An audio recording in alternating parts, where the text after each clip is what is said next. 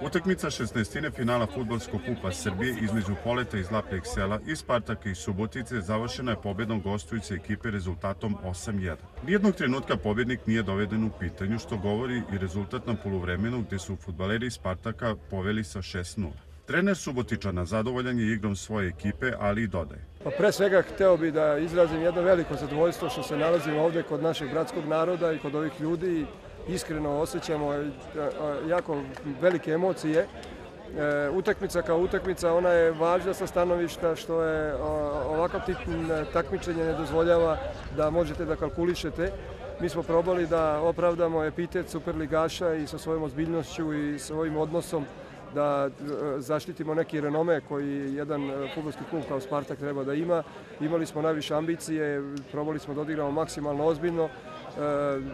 Zadovoljan sam i rezultatom i s tim što prolazimo u sledeći krug. Želeo bih da čestitam protivnicima na zasluženoj pobedi. Bili su bolji, mi smo se trudili, pokušali smo da igramo.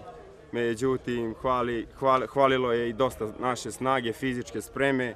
Pošto smo mi već zonska ekipa, nadam se da ćemo sledeće godine opstati u zoni i igrati veći rang.